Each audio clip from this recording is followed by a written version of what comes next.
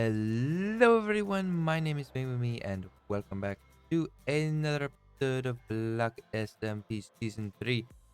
And today, like I said in the end of the last episode, which if you haven't watched that already, then, go give it a shot because it's pretty fun at an episode. But as I said in the end of that episode, this episode we're going to build a guardian farm. So, let's get started.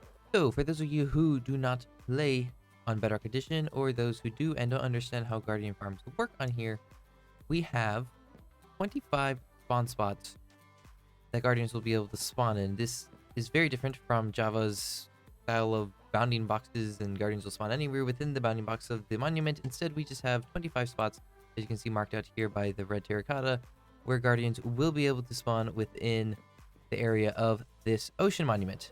Now, Guardians require two things for them to spawn. The first is, of course, water, which is why they aren't spawning right now, because they need water to spawn. The second thing they need is to be within loaded distance of the player, which on Bedrock, we have a much smaller distance than on Java. On Java, it's 128 blocks before mobs will begin to despawn because the player is too far from them.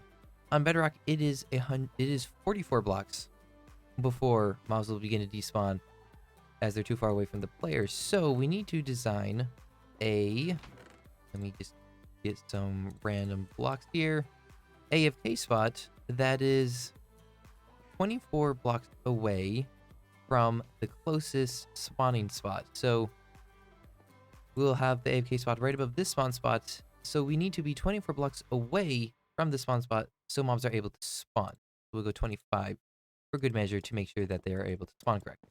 Now that I have the AFK platform set up here, I can give this armor stand a banner and crouch click to get this very handy resource pack that lets me see where mobs can spawn around that spot right there. If you want this resource pack for yourself, there's a link down in the description, FoxyNoTail.com. It's a very wonderful little resource pack with lots of other things that not only does it do spawn spheres, but many other things that are very useful as well. But you'll see that we have a problem. You see, that one can't spawn mobs because it is outside of this green sphere. Mobs cannot spawn within the green sphere, and they will despawn once they get outside of the red sphere. So mobs will be able to spawn there. However, they won't be able to spawn on this platform here. And neither will they be able to spawn on any of the other three corner areas. And I could just build a guardian farm and ignore those for outside areas, or I can make things slightly more difficult and lower that spawn spot down. Because Guardians don't need to spawn at this exact level. They can spawn anywhere from the floor of the ocean monument to 3 blocks below the surface of water. They prefer to spawn higher up, but if I drop the AFK platform a little bit lower, and a couple of the central spawn spots a little bit lower, the only valid spawn spot will be those centralized places, and it will mean that this red circle around here gets dropped lower, meaning that we will be able to use these 4 corners also as valid spawn spot. So I'm going to move down this AFK platform just a little bit, probably about 5-6 blocks, and then we'll see how much that affects things once we've done that. So then, with the AFK platform moved down 6 blocks, which it may not look like, but as you can tell by the spheres, it has moved slightly. We should have enough room. This should give us enough clearance here to build little pods for the guardians to spawn in and die at each of these 4 corners without them falling outside of the red sphere.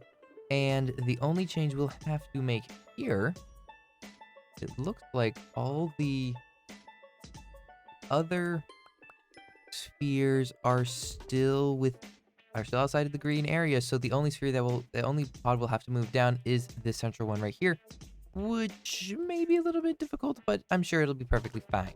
So then, before we get to building the pods, there's one other small little detail about Bedrock Edition spawn spots. You see, on Bedrock Edition, mobs don't spawn exactly in the center of this block. Instead, they spawn on the northwest corner of the spawning block, which here I can tell either by using the sun, west, north, or west and north, that this is northwest, or I can use a map to figure out which direction north is, or there's many ways to figure out north, south, east, and west around you. So I can tell that this is the northwest corner of the block, so guardians will spawn right here-ish, which is kind of strange that they don't spawn centrally on the block, but I think that may be helpful to us right now. So what I'm going to try and test out is something a little bit like this. If I do that, and I place water here, these guardians need to spawn. If they spawn right here, will they immediately push each other off the edge and down there? And right now I don't have to worry about the fact that they'll despawn. I just want to be able to see them spawn in. Oh, they spawned in. And they do not appear to be pushing each other off. Nope, they're all here. That's a lot of guardians though. And if I punch one, then they all fall off. But other than that, yeah. So that's not going to work. My question now is, will guardians spawn in flowing water? Because I'm not sure that they will, but if they can, then they will definitely instantly get pushed off because the water is flowing. So let's give that a shot. Oh, yep. That works. Now, you may very well be wondering, what do you plan on doing with the guardians after you get them to fall down? And to answer that, I'm going to call on me in a creative world. Thank you, BlockSMP Bang, and I'm here to tell all of you people who may not know about this glorious little contraption here that is the Trident Killer. So, for those of you who don't know, Trident Killer is the result of some strange features we have here on Bedrock, where if we throw a trident, and then we push said trident around with pistons, and then we drop mobs into said trident being pushed around by pistons, then the trident will kill them. And it counts as a player kill, so if you have a sword that has looting on it, then the trident will apply the looting effect. The trident doesn't take any damage from this time, and it gives you all the XP and looting effect that you could ever need. And it's a very strange and wonderful thing that we have over here on Bedrock. But yes, Trident Killers. Back to you, BlockSMP Bang. Thank you, Creative World Me. And yes, Trident Killers are exactly how I am planning to kill off all these guardians. Because, oh dear, I should probably, yeah, I maybe should have turned that off. Oops.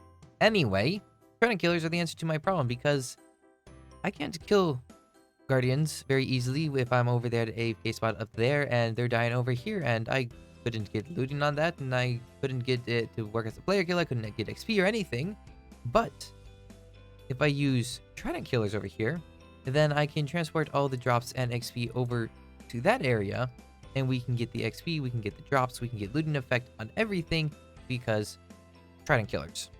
So let me rig up a simple little Trident Killer over here and see whether I'm going to need to drop the AFK spot down slightly further, because I'm not sure whether that sphere ends too quickly. I might need to. Well, this would be the floor of the Trident Killer, so I think we can very clearly say that the AFK spot needs to be moved down slightly further just to make sure that nothing despawns. So then, having drop down the AFK platform a few blocks more, we can see that the 4 spawn spots closest to the central one now have to also be lowered down, but this one over here no longer has the problem of the despawn area being in here. So if we get a trident, we should be able to test out whether we can sit up here and have this just be killing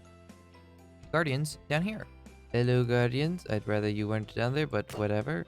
I'll drop the trident. Can you try me and get out of the way so I can flip the switch? And it is working because it's dropping XP. So now I'm just gonna wait up here and give this just a couple minutes, and then we'll fly down there and see if we have a whole bunch of XP. And if we do, then that means that we now have it at a correct range and it's working correctly. And then we just need to figure out how we can get the drops and the XP out of that box and over to here. Well, it's not been very long, but I think that should be plenty of time for this to have... Good more Guardian? How did you get out there? We may have problems with Guardians escaping out the side?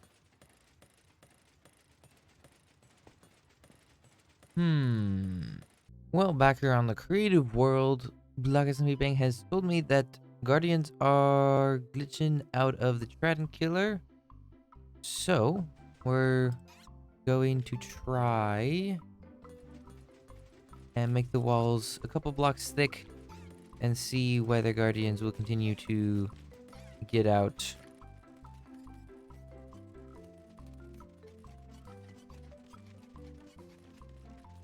They are getting pushed into the walls.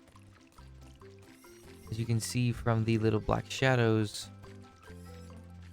Let's see if editor me does a close-up on one of those. They're clearly getting shoved into the walls. However, don't mind that one, the one that escaped before. If we check around, there is no XP or items on the outside of this thing, meaning that all of it should have ended up back in there. So I think we're good to continue doing this as long as we have double walls around it. So then, back to you once again, BlockSMP Bang. Alright then, if all we have to do is make sure that this place is double layered, then we should be able to move right on ahead to our next problem. How do we get the XP out of this system?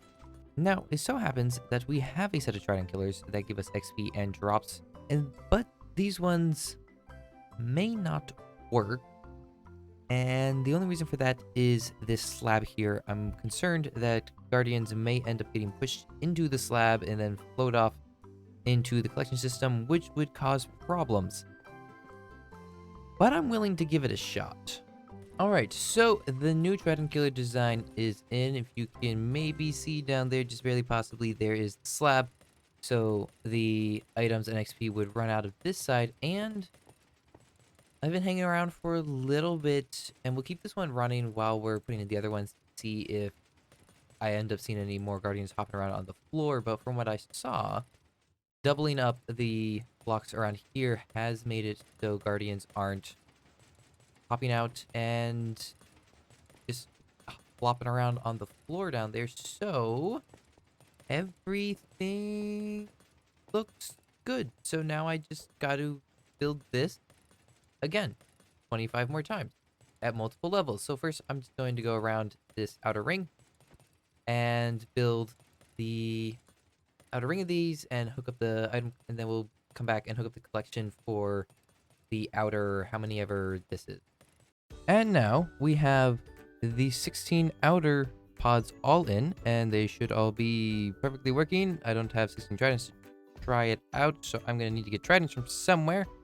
But all these 16 pods should be working. We have the beginnings of an item and XP transportation system set up in here. And we've started work on getting the rest of the pods located where they need to go. But first things first, we should probably look at getting this item collection system in. And that's usually what I do right about now. But we're not, because to figure out where the actual bubble elevator that's going to take the items from the system up to the AFK platform, we're going to need to figure out exactly how much room that pod over there is going to be taking up and what elevation that's going to be at.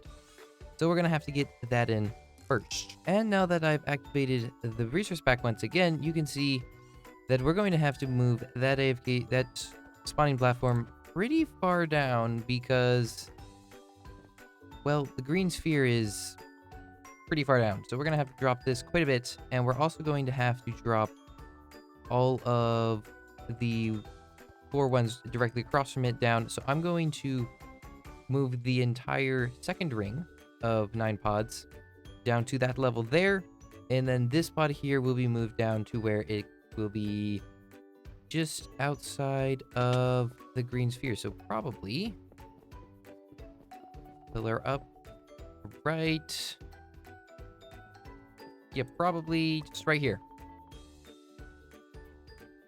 So I'm going to build the central pod, and then we're going to look at getting item collection of the outer 16 in. And now that we have that central pod down here and a designated place where the bubble column will go, I don't have enough glass to run a column up around there, although I guess I'll probably use prismarine. I now know where I need to make all the other bubble columns, all the other item transportations run into, because they all need to run into this same bubble column. So now we can get to finishing off these outer 16 pods, because these outer 16 pods are all going to have basically the same water system divided into half the pods on one side and half the pods run into the other. All going to run into there, so we can finish these off. And if we had tridents, we could really get these outer 16 to start running while we work on the last 9. And a short while later, and we now have a water system all set up and running for the first, I guess, 17 pods. And we're getting fish spawning, so that's a sign that that's working, I guess.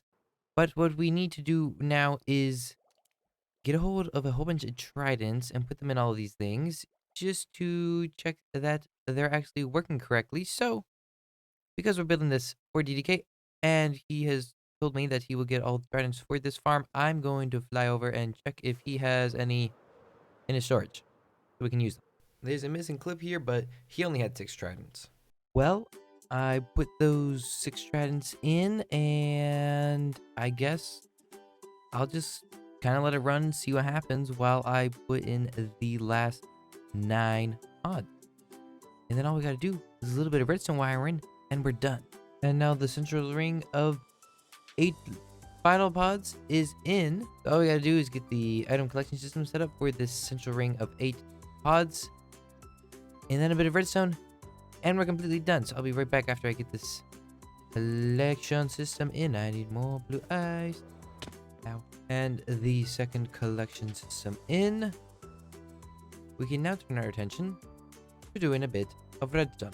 I think the easiest way for us to get a signal running from this AFK spot down to each of those will be starting off with a simple little slam extenderificator. So let me get that set up real quick. Also figure out where the best place to shoot this down from will be. I do have this exposed, so I could just send it straight down right from there. We now have the slime extender in place. It's very simple. If that piston retracts, then that piston also retracts, and that is no longer powered, which means the Trident Killers are active. So this would be the off state, meaning that all of these powered rails right here, which control the Trident Killers, have to be turned on. So now I have to run redstone from this one of these redstone blocks. I can add a couple more in probably. That's probably what I'm going to do, and make sure that all the redstone runs over and connects to these powered rails. So we're probably just going to use this glass here and just kind of run a whole lot of redstone all along it. So I'm going to get it all hooked up, and I'll be right back.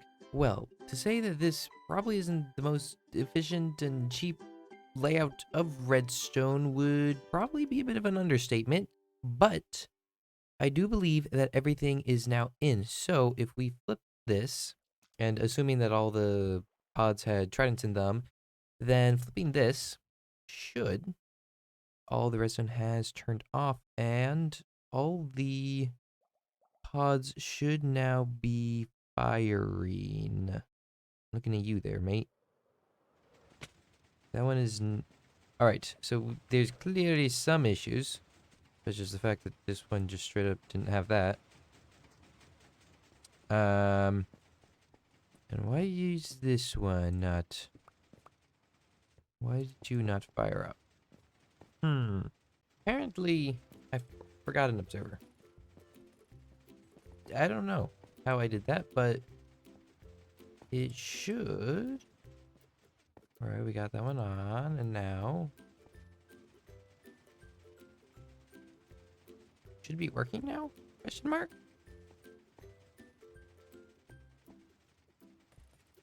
Oh. I'm dumb. Yes. There we go.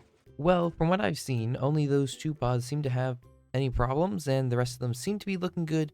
Of course, I can't be sure until I get someone else on here to check the rest of the pods while I stay here to make sure the observers don't get unloaded and stop sending updates correctly. But with that said, we're pretty much done here, except one last thing that I want to do, and that's just for safety measures. I'm going to put slabs on top of all of those pods just to make sure that nothing can spawn there. Everything else should be spawn proof. So, few slabs, and we're done with this project. And with a few slabs, everything over here should be fully spawn proofed.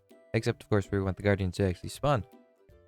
So, I think that we're all done here, because when DDK told us to build this, he never said anything about a storage system, so I'm not going to build a storage system, and DDK can build his own storage system and get his own tridents and figure out how to get all his tridents into there.